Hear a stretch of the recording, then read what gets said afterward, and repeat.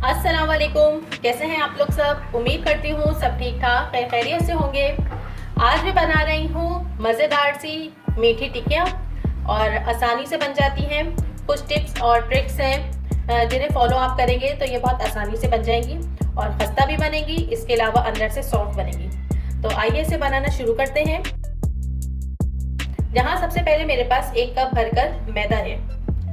मैदा लेंगे। इसके अंदर यहाँ पे हाफ कप देखिए सूजी है।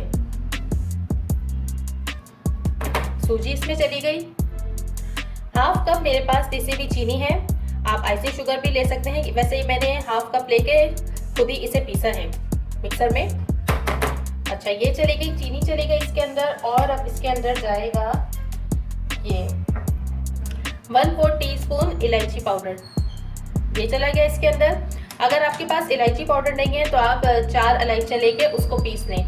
लेकिन ये अक्सर शिकायत आती है कि इलायची पाउडर जो है उसके ना छिलके रह जाते हैं, वो पिसते नहीं हैं। तो आप ऐसा कीजिए कि उसके साथ 2 चम्मच खाने के चम्मच जो है चीनी ले लें और उसके साथ उस इलायची को पीसिए। तो फिर देखिएगा बिल्कुल बारीक पाउडर बन जाएगी। अगर आप वैसे सादा इसको पीसेंगे ना तो कभी भी जो है वो पूरी अच्छे तरीके से नहीं पीसेगी, उसके सब जो छिलके हैं वो साबित रह जाते हैं। तो बस ये बात थी। इसके बाद जो है अब हमें इसमें शामिल करना है और ये 2 खाने के चम्मच सफ़ेद तिल हैं। ये ऑप्शनल है, चाहे तो डाल दें, नहीं तो ना डालें, लेकिन ये अच्छे लगते हैं। इसे अच्छे तरीके से मिक्स करेंगे। इन तमाम अज्जा को बहुत अच्छे तरीके से हमें मिक्स करना है। हमारे अमूमन ये रजब के महीने में बनाई जाती हैं। इन्हें कुंडे भी कहते हैं, उसमें बनती है ये। चलिए जी, ये मिक्स हो गया तमाम। अब हम इसके अंदर ऐड करेंगे 3 खाने के चम्मच, ये मेरे पास देसी घी है ये। और अब हमें इसे हाथ से अच्छे तरीके से मिक्स करना है।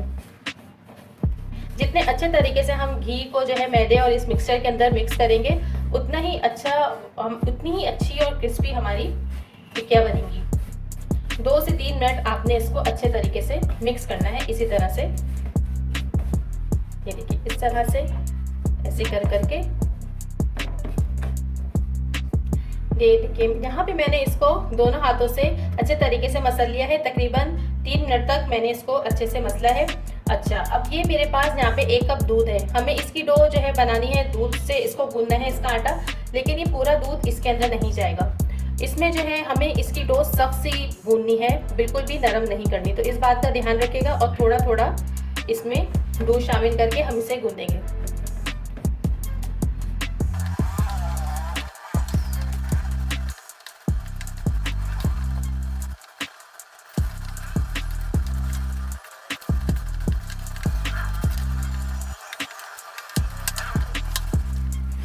यहाँ पे देखिए हमारी डो जो है तैयार हो गई है और मैंने इसको सख्त सा गूंदा है।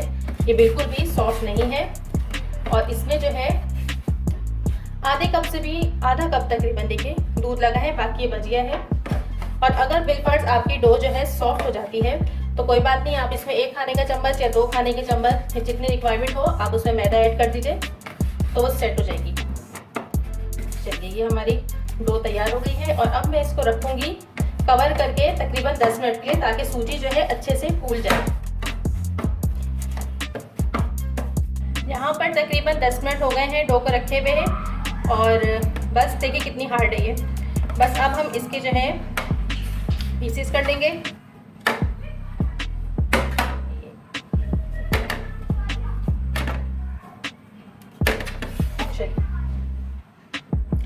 यहाँ पे हमने जो है ये 1 पीस जो है पेड़ा जो है ये रख लिया है। यहाँ पे थोड़ा सा खुश्क आटा मैदा है, ये इसको डस्ट करेंगे, इसे रखेंगे, हाथ से थोड़ा फैला लीजिए इसको। चलिए, इसको बेल लें। मोटाई आपने अपने जो है पसंद के मुताबिक रखनी है। यहाँ पे हमने इसे बेल लिया है। मैं ये कटर यूज़ कर रही हूँ। आप जो है चाहे तो गिलास जो गोल होता है गोल शेप का, वो उससे भी कट कर सकते हैं, या फिर जो है कोई मसाले का जो बॉक्स होता है उसका भी कैप यूज़ कर सकते हैं। किसी से भी आप इसे कट कर सकते हैं। बस इसी तरह से हमें बनानी है ये सारी।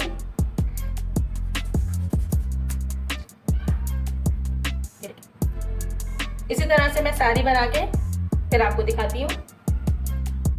यहाँ पर ऑयल गरम हो गया है। ऑयल को पहले मैंने तेज़ आंच पे गरम किया, उसके बाद मैंने फ्लेम जो है बिल्कुल मीडियम टू लो, बल्कि लो कर दिया मैंने। हल्की धीमी आंच होती है ना, उससे थोड़ा सा बस तेज़ होगा। इस फ्लेम का आपको बतौर ख़ास ख्याल रखना है। बस अब हम अपनी टिक्कियों को फ्राई करेंगे।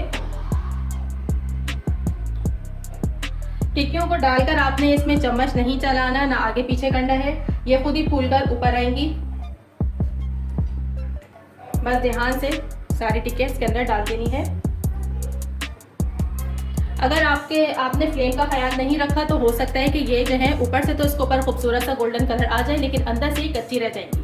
और हमें इसे अंदर से भी पकाना है और ऊपर से भी खूबसूरत सा कलर देना है, तो फ्लेम का बतौर ख़ास ख्याल रखिएगा।